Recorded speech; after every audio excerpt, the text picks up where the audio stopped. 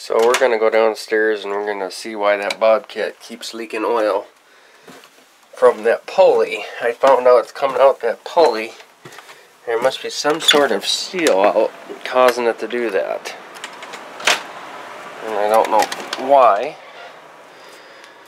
but it is. I haven't had a chance to drive my car. I've been sick. I drove it today to get some medication, but that was it.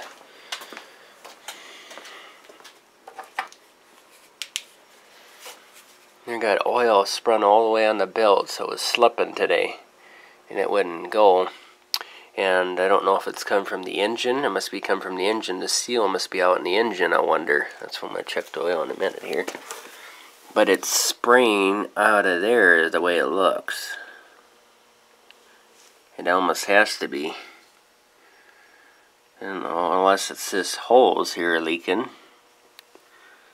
The hydraulic through there, maybe. Or unless it's the engine oil, I don't know.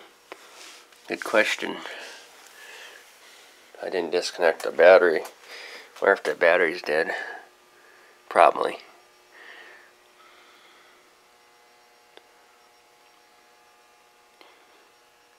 But everything's all full oil, as you can see. So let's check the engine oil here. See if it's bad. Nope, it's right on full, so it cannot be the engine oil. So it's got to be the hydraulic oil leaking out of there then. Well, it's better to be that than the engine oil to me. And no, it don't burn oil. No. Nope, she's always on full as far as I've seen.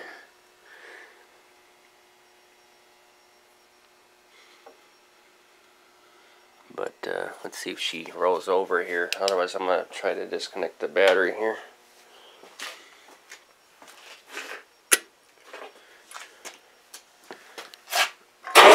Yep. Okay, well, she cranks over a bit. I'm going to set you guys here. I'm not going to edit this video. I'm going to set you right here. As you see, there's a bolt there. I got to loosen up. Take the seat off.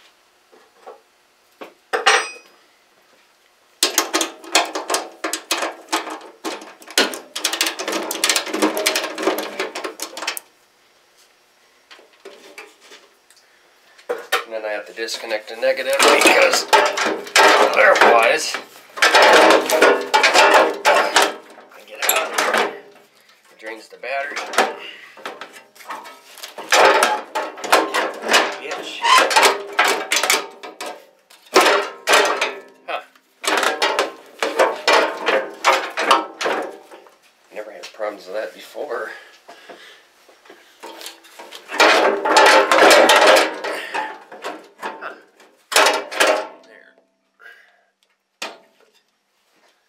Bitch.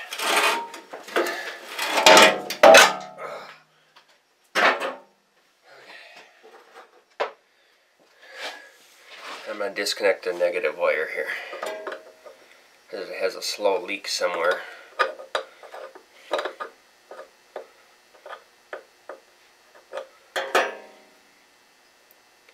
Sometimes it will and sometimes it won't drain the battery, so I don't know why.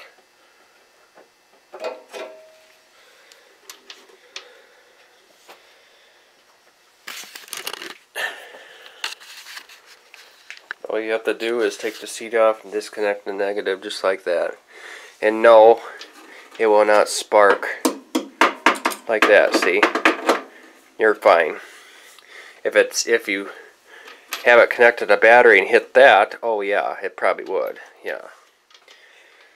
So, you don't have to disconnect the positive when a battery drain happens. Just disconnect the negative.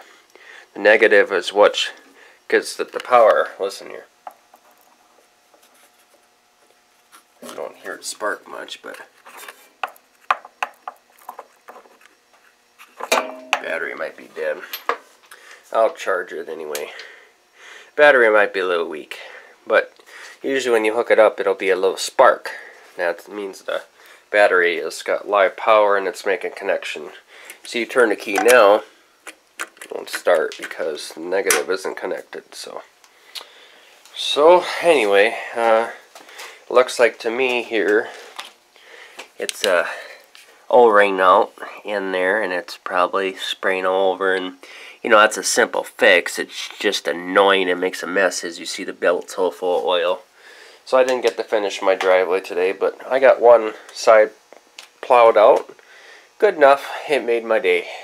At least I can get my focus out. I mean my focus. But it's been working good. Now it warms up. And it does warm up now. I should give you an update on that. I went down and bought this stuff here. Nobody had 50-50 mix, so I had a 50-50 mix it myself. Motorcraft Orange Antifreeze Coolant Concentrated. And it's the right one I'm supposed to use. I had half green and half orange in there, so that's not right. And it'll wreck your water pump seals eventually. So, as you see that little plastic thing there, I'll show you here. I'll open the engine hood up and I'll get the flashlight and I'll explain what I did to it.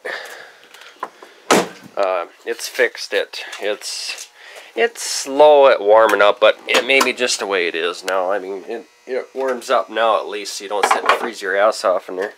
Let me go and get the... I just let the car run wherever I go, and I lock the doors. I got an extra set of keys, and I just let it run. I never shut it off. As you see, it's on the max. It's pure orange in there. Underneath here, I don't know if you can see here. Oh yeah, you can. Okay, you see that red thing there? That red plug? You see that right there? Come on, there we go. That is the drain thing. So you open that up, and I drained it in there, and it took 5.3 liters out.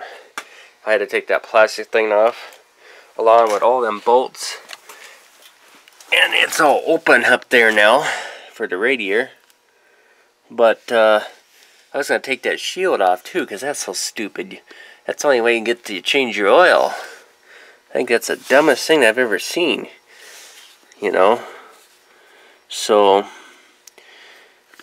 it looks like it might have been leaking a little bit. I hope not, but I've been checking the coolant. It's been full. But how stupid is that? To change oil, you can't do it yourself. But I found a way that I can do it myself now. Save me $50. Fucking people, and they're going to put that crap on there so you can't change oil yourself. Well, I'm going to do it myself. Bullshit with that. So, both heater core hoses are hot now. I drained it out and it was really dirty. I don't know, you can't really see it in there. But the other one wasn't full of, it was full of rock and sand in there, which is not good for the engine. How the hell did I get in there? Well, some kid probably poured it in there, I'm thinking. But I'm surprised the engine survived. I checked it. It doesn't burn oil. It's full on oil all the time. It runs good.